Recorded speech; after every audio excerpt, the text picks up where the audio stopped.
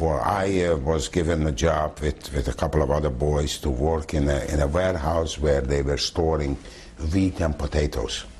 So we were carrying the bag of potatoes on our backs and the bag of wheat, and it made me stronger than I ever was. And because we were in that place, we could always steal some potatoes and bring back, and as such we were the heroes of the camp because we gave extra food to everybody.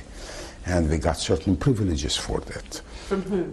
From the camp, inside of the leaders, and among, for instance, we have had to stand guard every night in case of an emergency. So it was decided every 4 hours.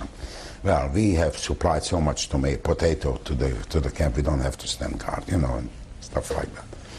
And if there were seconds to be given, we were first to get the seconds because we were the suppliers. So it was a relatively good, easy camp. It's one of the easiest camps. We were even gotten passes to go into Vienna on the streetcar if you needed doctor's care. But I don't have to tell you, to go into Vienna for the first time, it was a thrill. It was a thrill. And that was an occasion when I recalled my father's advice and wrote him a postcard telling him where we are, and dropped it in the mailbox. In order to make life a little more bearable, a few of us in that Groß-Enzinsdorf, in the barrack, we decided to do some kind of a entertainment, and we were reading poetry at night.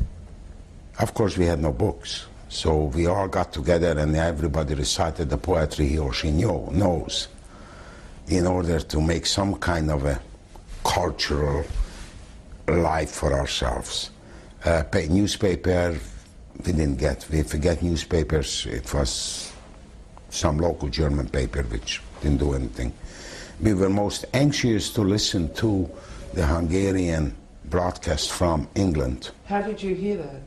Well, even when we lived in Hungary, the news, we always listened to the British BBC's Hungarian broadcast in the Hungarian language. But of course, I think we got one radio somehow.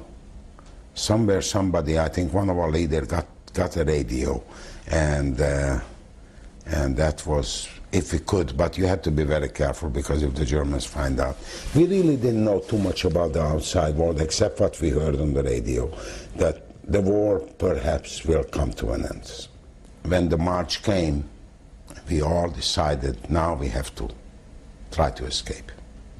We don't know where we're going. The time has come because the Russians are behind us. Maybe we can stay behind and be liberated by them before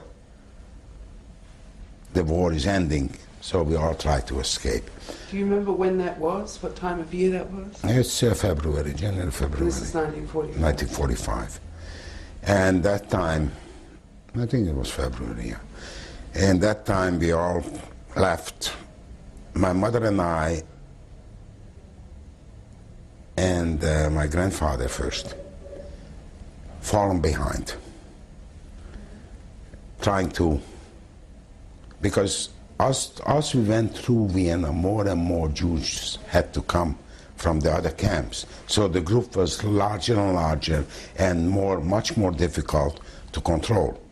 So as we fallen behind, we thought we made it, and lo and behold, we were captured and again pushed back in. And my friend Seike Jancsi was moved behind. He got liberated long before I did because he stayed in Vienna. His father died. It was easier for him. How was it? He was alone. Our problem was my grandfather. And one day, we fallen behind again. He couldn't keep up. Actually, when we were captured, we were pushed back into the group. And we were forced to march faster and faster to catch up with the group, and he couldn't make it. And he was taken away. That's the last time I saw him.